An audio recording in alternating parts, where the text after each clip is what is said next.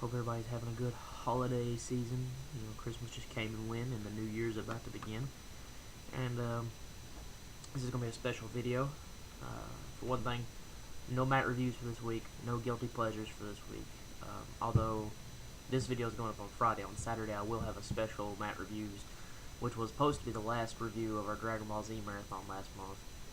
But YouTube was snitty and pulled it for length, so I'm going back and re-editing it, trying to cut out what I can, get it under 15 minutes, and put it up. So that'll be up on Saturday. But today will be the first ever Hammer 56 year-end and review kind of thing. I'm going to do my top 10, talk about the best TV, best DVD releases, best companies, all the good stuff that comes with an end of the year kind of thing. I actually have a list right here on my computer that I'm going to be pulling up randomly to look at. I guess the best way to get this thing started is with my top 10 films of the year, and this was so difficult. And some of these, like, I may put stuff on there that is wrong, and a lot of this stuff is stuff that came out in other countries last year or even earlier, and we're just now getting it. And I know that's a very American-centric way to do it, and I apologize for that, but to me, these movies came out this year. I know they didn't come out this year in other countries, but I had no other way to see them until now, so that's the way this is going to work. First up, some honorable mentions of films that would have made my list, but I wasn't either 100% sure they came out this year, or they just weren't as good as the movies.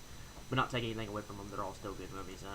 Started out with Chillerama, which was a film done by Adam Green, Joe Lynch, Adam Rickfin, and Tim Sullivan, I believe. It's an anthology film about a drive-in movie theater with stories like Wadzilla, I Was a Teenage Werebear, Diary of Anne Frankenstein, and a zombie movie. Upon initial watching, which is probably why I didn't make my top 10, I wasn't a big fan of it. I thought Diary of Anne Frankenstein was hilarious, but everything else was a little weak. But on a couple of watches, I really grown to enjoy this movie quite a bit. All of the segments are a lot of fun, really stupid. But it could almost make my top 10 just for Diary of Anne Frankenstein, which was Adam Green's segment, which was not the segment I was expecting to like the most, but hilarious. Check out Chillerama. Next up on my honorable mentions, The Collective Volume 2, which is a Jab Pictures released. Was initially in my top 10, but I remembered a movie that was going to make my top 5, and something had to get bumped, and unfortunately I picked this one. The Collective Volume 2 is a collection of short films, all gathered up by Jab Pictures. If you love independent cinema and you love short films, these are some of the best short films ever. They all stand around a cardboard box. Check that movie out. Really good. Me and Matt are eventually going to get around to doing a review for it. An honorable mention that I wasn't 100% sure if it came out this year, 2 of them. Not sure if they came out this year, so someone correct me if I'm wrong. One is a Korean Western known as Good, Bad, the Weird. Awesome movie. And the other one is an independent film called The Taint. I didn't put these on my list because I wasn't sure they came out this year. So there's those 2. I mean, I know I bought The Taint this year, but I'm not sure if it came out this year, so that's why I didn't make my list. Same thing with Good, Bad, and the Weird, but I highly recommend both those movies. Now we're going to start cracking in to my top 10. And this video may get split up into a couple parts. It may be pretty long. I don't know. Matt was originally going to do it with me, but he hasn't seen a lot of the movies on here, so he decided not to. So I'm going to do it by myself, old school. Yeah, I wish Matt was here because it'd be a lot more fun, but let's crack through this top 10. Coming in at number 10 is a Norwegian flick called Troll Hunter. I originally saw it on HDNet. Awesome. Shot on supposed, shot on video, supposed real thing. Well, it's not shot on video, it's shot on film. Not sure what I'm trying to say right now. Basically, it's about a documentary film crew that think they're following bear poaching, but they turn out to be a guy who's hunting trolls in Norway, in the Norwegian hills. Me and Matt reviewed this one. Go back and check our review if you want to know what we thought about it in detail, but love this movie. Didn't get the push I thought it would get. A lot of people didn't seem to enjoy it, but I definitely enjoyed it, and that's why it comes in at my number 10. Number 9 is a non-talked about film at all that was made last year and got released this year by James Gunn, the guy who did Slither, wrote the Dawn of the Dead remake, wrote Scooby-Doo. This is his best movie yet. It's called Super. Stars the guy from I should have done more research on this. Stars the guy from The Office. I believe he plays Dwight, and it has the girl from Juno, Ellen Page, Liv Tyler, Kevin Bacon. It is a movie about a guy who loses his girlfriend to a drug dealer, and to make up for it, he becomes a superhero and starts attack on crime. It is a very dark film. It's funny, but there's also a lot of real emotion in it too. So it's James Gunn's best movie, and it was a gem this year that not a lot of people saw, not a lot of people talked about. And didn't check it out. James Gunn Super comes in at number 9. Number 8 is kind of a cheating one because I think everybody saw it a year before this movie finally hit on DVD, and that is a Serbian film. Controversial pick, I know, because a lot of people ain't going to consider this a 2011 film, but it did. I mean, it finally came out in 2011 officially. I mean, I think all the rest of us either got it on bootleg or saw it online. But this year it finally came out, finally got released. I know a lot of people don't like this movie, consider it well-made garbage, but I was compelled by this movie the whole time. I felt it was very powerful, and I looked past the hype and saw just a very entertaining, powerful little film that may have been made to shock, but I mean, still, I very much enjoyed it. So number 8 is Serbian film for me. Coming in at number 7 is a movie that easily could have been my top 5, and that's the thing. For all the people that are saying this year sucked, man, you just had to look through the garbage and find the good. It's coming at number 7 was Insidious. Wow, I mean, me and Matt reviewed it. I reviewed it. No point talking about it more. I mean, it's just a fantastic haunted house movie. James Wan is one of my favorite directors. I will watch anything that guy does. He's brilliant. So number 7 is Insidious. Number 6 is a film that Jason from Music Minds 24/7, or formerly known for being Beyond the Realms, turned me on to. I caught it on IFC on demand. I'm not sure if this counts this year because I'm not sure if it's out yet or if it was just being put on demand. But it's a Chinese film called Dream House, where a girl tries to find her. Oh, excuse me, hold on a second here.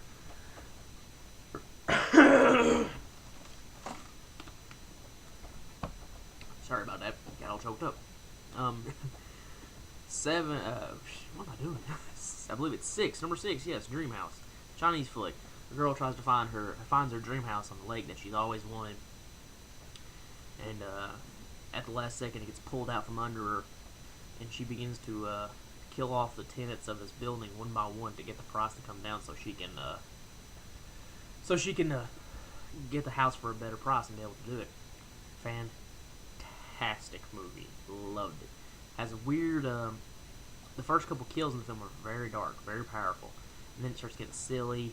It has funny moments, has dark moments, has a weird, tone change, but it's an amazing little flick, and I enjoyed the crap out of it. So check out Dream House. Like I said, that one's a weird one because I'm not sure if it's out yet or not, technically. Now we're hitting the top 5, where I'm going to start slowing down, talking a little bit, and talk about these films a little more. I talk really fast. I know that, and I apologize. But coming at number 5 is a movie that was originally my top 3, but again, remembered some movies and had to shuffle some things around, and finally got my top 10. I believe in luck. Coming in at number 5 is a Edgar Wright produced film that nobody really talked about, and that's Attack the Block. Fun movie. An ensemble cast of street tough kids who get into a confrontation with aliens. I mean, this could easily be a modern day Goonies, man, or Monster Squad. I mean, this is that kind of film where you have this group of kids who are on adventures and, being forced to survive. It's like the Gremlins, it's like Goonies, it's like Critters, it's all the movies that a lot of people would cherish in a modern day form. It came out in England, came in from the UK, produced by Edgar Wright. I figured a lot of people were going to be diving on this movie because it is so good, but just nobody really talked about it. And I found that to be so bizarre because I enjoy this movie so much. I mean, there's a reason it's in my top 5, not just because I couldn't think of anything else. I wasn't going to move this movie past my top 5, even with the shuffling around of my movies. It is just so much fun. It's so awesome. I mean, more people need to check it out. So, number 5, Attack the Block. If you haven't seen it, do yourself a favor and watch it. It's so good. Coming in at number 4, another film that got a little more hype, a little more push, but still, not many people talk about it. And it's a Korean film called I Saw the Devil. Man, this movie is so good. Basically, it's about a guy who's in like special forces kind of guy, whose wife, or excuse the fiance, is murdered by this notorious serial killer. So the guy basically goes down, hunts him down, beats the schnit at him, lets him go, finds him again because he has a homing device on him, beats the schnit at him, and basically becomes this big race between the two to see who's going to kill each other first. Because the guy eventually figures out what's going on and begins to attack his family and his friends, and it's this big. Basically, it's a movie saying that revenge isn't the answer. That it never solves anything. It just makes things worse. And very powerful movie. The ending of that movie is one of the best endings of any movie this year. If you haven't seen I Saw the Devil, again, do yourself a favor. Check this movie out. It is amazing. I highly recommend I Saw the Devil, and that's my number 4. Whew. I'm out of breath, people. Talking too fast. Coming at number 3 is a completely 180 from I Saw the Devil. This is a straight comedy. One of the funniest movies I've seen in a long time, and that's Tucker and Dale versus Evil. That comes in at number 3 because I haven't laughed that hard at a movie in so long. I mean, just a hilarious, fun movie, man. It's from beginning to end, just one of the best movies I've seen this year. Just so much fun. Just the characters and the storyline. If you don't know the storyline, basically Tucker and Dale are these hillbillies who get a bad rap because one of the guys tells them a story about killer hillbillies in this area.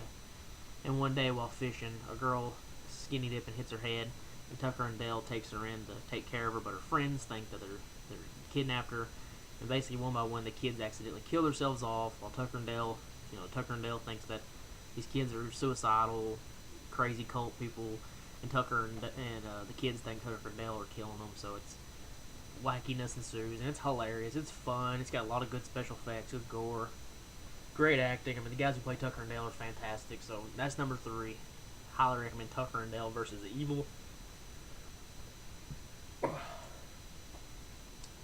Coming in at number 2 is a movie by my absolute favorite director of all time, Takashi Miike. Another film that kind of just flew under the radar, and that is 13 Assassins. Just an awesome samurai film. I mean, it ranks up there as one of the best samurai films ever made, right up there with Shogun Assassin or the Lone Wolf and Cub series, and even Seven Samurai, which is the best samurai film ever made. Akira Kurosawa. Miike does just a fantastic job. Basically, 13 Assassins is just it's a movie about a tyrant who is their shogun, or the brother of the shogun, who is basically just going around just being tyrant, just killing people for fun, and he's eventually going to take over the throne. So the right hands of the shogun, despite being considered treasonous, they get together a group of 13 assassins, eventually 12. The 13th one joins eventually to assassinate the shogun's brother, so he cannot take the throne. What makes this movie amazing, it's not just the acting or the direction of Takashi Miike, it's the fact that the last hour of the movie is one gigantic battle scene. Amazing. I cannot recommend enough this movie. Takashi Miike, I mean, the guy has yet to lose any steam as a director. He's just pushing forward, making amazing things, and just knocking everything out of the ballpark. Just fantastic. I mean, can't recommend 13 Assassins enough. Check that one out as well. That's my number 2.